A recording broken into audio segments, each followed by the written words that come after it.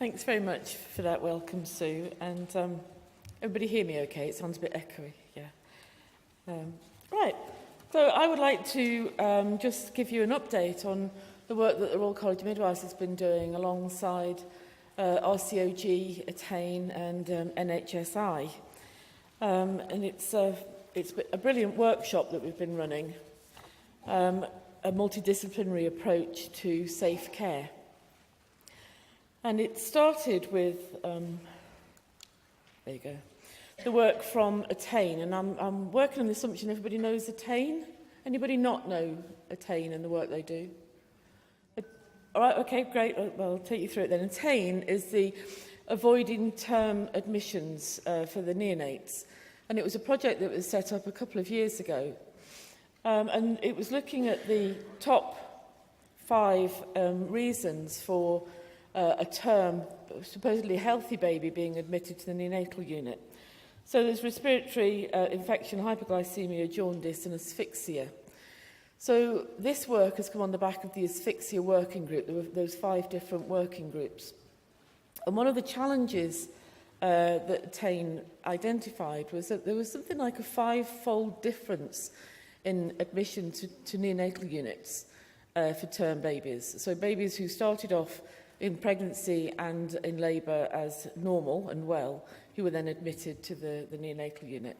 So even looking at the variations for tertiary referral centres and things, there was still a massive variation in the number of admissions. So that was what the work was about.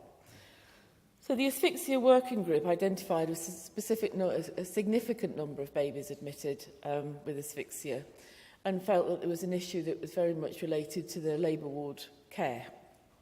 And so we managed to get some funding, and we actually asked the labour ward coordinators, we did a survey to coordinators about what's it like every day in practice, how do you do your job, what's going on. And what we found out from that survey was that 81% of the labour ward coordinators particularly had no specific training for their job. They were all deemed to be experts as clinical midwives, but there was nothing there that helped them with their coordinator role. And I'm sure you're all aware of the challenges on a daily basis of the staffing levels and the skill mix. Those working in large units, of course, you may have a massive number of midwives working on the labour ward at any one time, and you don't know what their skills and expertise are. Increasing complexity in the cases that come through. So women who in the past wouldn't have ever made it to the labour ward were now giving birth. And also the challenges of equipment, whether you got enough equipment or whether the equipment you got actually worked. And so we were given some funding from NHS England to sort of think, well, what can we do about addressing safety on the labour ward? And before you think we're completely remiss, what we actually did as an afterthought, you might understand, was that we asked the doctors the same question. So we did afterwards go back out and say to the doctors, what's it like for you in your practice? And the doctors understandably had very similar challenges to practice. So we locked ourselves away, and I say we, that's the teams we identified with RCOG, Attain, NHSI, and also an external consultant. And we just brainstormed for what felt like about a week, but it was only a few hours. And we came up with enough content to fill a whole master's programme of what we needed to address as far as safety went. Obviously, we can't do that. All we got was a day. But one of the colleagues that we did work with was from the aviation industry. Some of you may have come across Paul Davies' work. It's very good, talks about safety. And one of the challenges that Paul had when he was talking to us said, if the evidence says this, why aren't you doing it? And he said, just tell them to do it. And I thought, well, that's a very good idea, and why don't we do that? So what we couldn't identify was who was telling who to do what. And that really blew his mind. But the things that we did need to focus on were issues that Kirkup had raised from the Morecambe Bay inquiry, looking at what Better Births was saying, and also what the 2 surveys said that the practitioners and the labour board actually needed. And if you think about some of the work that Kirkup said, he talked about practitioners working and learning in tribes. And it was those tribes that we were actually trying to break down. The fact that obstetricians, anaesthetists, midwives, they all had training, but rarely, apart from the obstetric emergency training, did they learn together. So it's to break down those barriers for the tribes. One of the things that I really wanted, I've been in education now for quite a long time. I don't get back into practice as often as I'd like to. But when I do go to practice, the first thing I do before I book a date is look at the off-duty. And I look at the off-duty because I know I need to be cared for when I'm on the labour ward. I need someone that's going to understand what my needs are and help me as much as I can help them. Now, I know that still goes on, that you come on duty and you look and you go, oh, no, what's it going to be like? But I also know there's some days when you look at the off-duty and you just go, wow, today's going to be a good day. And one thing that we focused on was how do you make that good day, that dream team every day? The team that says to you, at the end of the day, when you've perhaps had 3 catastrophic hemorrhages and something terrible has happened and there's no staff coming on duty, but everything has been covered and everything's been done well, and you go home thinking, that was a good day. That was what we were trying to achieve when we put the workshop together. So we know that that's difficult. Some of the comments that we got from staff when we spoke to them, there was, well, it's much easier to do night shift. There's less of the politics that goes on. It's those things that we wanted to iron out. Those are the things that get in the way of your practice. Those are the things that stop you from working, stop you from collaborating, stop you from talking to your colleagues. So we designed a workshop and we said it's multidisciplinary, and we actually mandated that. If they couldn't get the people that we wanted in the right place at the right time, we didn't want them. There's no point in sending a whole cohort of midwives when the challenges are between the different relationships between doctors and midwives. And if you think back to what Morecambe Bay said, you know, about how the obstetricians and anaesthetists never spoke to each other and the midwives didn't talk to anybody either, we wanted to avoid that. And we were certainly trying to avoid things like, oh, it's the midwives that need the training. So what we asked for, we wanted labour ward midwives, ideally a coordinator, an obstetrician, a junior obstetrician, the maternity lead for safety, and often that isn't a midwife. It might well be somebody that's working in nursing or somebody without even any background in nursing. That was a challenge. I wonder how many of you know and have spoken to your maternity safety lead. We asked for a senior midwife, probably the head of midwifery or the matron, and also, wherever possible, a director. So we wanted the grown-ups in the room. We wanted them to be able to talk to each other in a situation that was open and honest, and to learn from each other. So that in itself was a challenge. But what we observed within this challenge was that we had a lot of very self-motivated teams. These were probably the teams that didn't need to be there. These were the ones that wanted to learn together, but they put themselves forward. Most of the teams did, with a little bit of support, pressure, coercion, bribery, sent the right teams. But what we did find, it was very difficult to know who was coming. We set these workshops up 6 months in advance. And of course, then you have a change of staff, change of shifts, people go off sick, people have babies, people leave. Usually the person that's organising the event leaves. So we had those challenges, and we were changing the makeup of the teams just a few days before sometimes. And I think that demonstrates the chaos that you face on a daily basis when you're in the labour ward. And yet that was exactly what we were trying to iron out.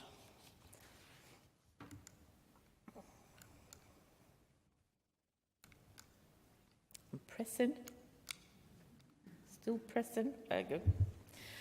We asked them to do some pre-event activities, so we gave them some reading to do. Not a lot of reading, we know everybody's very busy. We sent them the Spotlight on Maternity report, a research article on what makes a midwifery team effective and safe. And we also sent them a pre-event questionnaire about their team. And every team that came was asked to undertake a quality improvement project. And we're talking a small project. We're not talking changing the world. We're talking a small project. What we didn't do was we didn't test them on their reading, although we did hope that they would read it because it was relevant. That's why we sent it to them. What we did also find is that for very well-educated practitioners, filling in a simple survey monkey is sometimes too much. They couldn't put their names on, they didn't know, we'd have a list of people who's coming, we'd have a list of people completed the form, the names never matched. Some people, particularly the midwives, seem to have 3 or 4 different names out there. One they use for work, one they're out with their mates, and I don't know what the other one's for. So we did have some challenges around getting the people to complete a questionnaire. Has anybody been on these workshops? A couple of you, yeah. So that in itself was really interesting to know that, you know, how do you get that? We send out a link, all you do is click on the link, fill it in. I'm sure if you're booking your holiday, you could do it. So we did have some challenges, and the challenges were that we needed a leader. There needed to be someone to coordinate this team. And it was clear that even in getting to the event, it was difficult for them to actually identify a leader. So we would ask for the name of a person that we would negotiate with. And invariably, that was the person that went off on long-term sick or fell pregnant or moved on. And I think that is, again, reflects the challenge that you have in practice. Many of the teams said there wasn't enough time to prepare. We gave them as much notice as we could. They had all the information as soon as they'd been accepted on the programme, still not enough time to prepare. And I think part of that was the Quality Improvement Initiative, where they had to talk to a wider team. And I can see that is difficult, but even so, you do work together. And that was one of the main challenges, was who do we talk to? And sometimes it was really quite narrow in their focus. Well, we're the team, therefore we'll just do it. And I think, again, another challenge that we have in the service is the fact that we've got a good idea, we're going to do it without taking other people on board with them. What we did also find is where there was a cohesive team, it worked really well. They'd have a good project, they were in the right place at the right time, everybody knew what everybody else was doing. And I think that also reflected on the feedback that they gave us of what their everyday practice was like. And I'm really not trying to slag people off. We do understand it's difficult out there, but sometimes you spend longer putting things right than doing it right in the first place. So we had an outline for the day, and it was about the dream. That is, what is a shared vision? Do you have a shared vision of what you want your maternity service to look like? And when it came down to it, apparently we all do. We all want the best quality, high quality, safe care for women and babies. So we're all started off at the same point. Ways of working. Do we understand how to complete that, achieve that dream? Who needs to do what, when? Have we got the right people in the right place? The capability. Who does what? What skills do you need? What else do you need? And then the measure of, are you doing it right? And I know this was a difficult one. You're already being measured down the line for everything already. However, it's important that if you're doing something, you understand what it is you're doing, you can measure it. So the questionnaire, one of the things that we did hear from teams was that they wanted to work on the project. Some people thought they were just going to sit in a room and talk about the project all day. But what we wanted to do was to give them some tools to take away so that they could work on their projects. But also, it was about an opportunity to take them to a nice place where they could spend time together as a team and discover things about each other that would impact on them in practice. And on the whole, we took them to very nice places. I don't know if any of you came to the York event. Very nice place. Any events in York, go there. Very nice food. Lovely venue. Good cake. Yeah, on our website, places. So the questionnaire was trying to identify what does a high-performance team look like? What is it that you need? It needs to be efficient, capable, productive, coordinated, aligned and focused. And the pre-event questionnaire looked at all of these. So we asked people to go out and fill in a questionnaire about what it was like for them in practice around these issues. So a number of questions, I think it was 5 questions on each of these areas. Now, we appreciate that questionnaire that says, you know, what's it like for you is very variable. If you've had a really bad day and somebody's giving you grief to fill in a form, you might not present the most positive way forward. And there's always somebody in a team somewhere that's like a big bag of jelly beans that's always full of life and everything is scores of 5. So we know you'll get variations in the team. But what we did find is that the questionnaires provided a great opportunity for discussion, that people sat down and said, oh, so that's what it's like for you.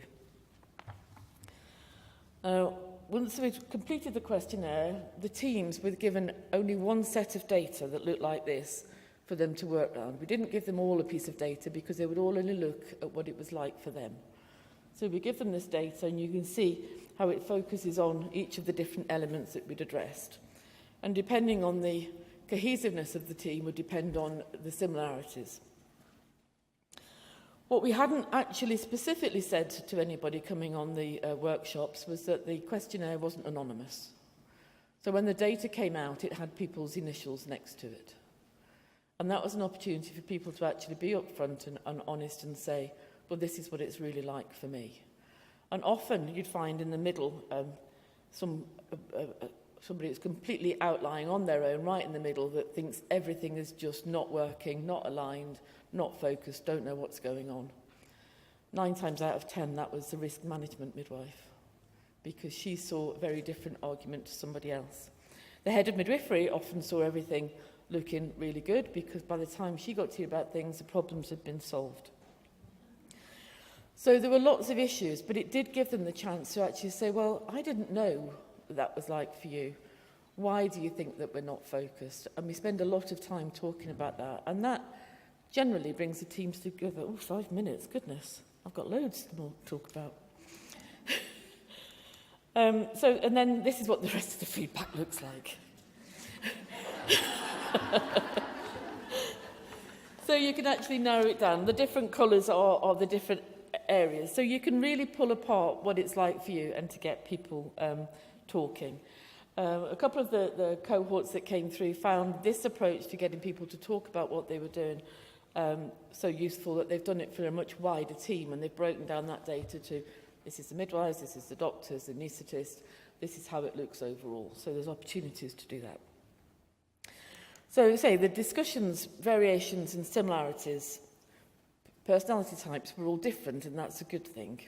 Different roles had a different reflection, and often the obstetricians saw things in a much rosier way again, because when they came in, they'd been well supported.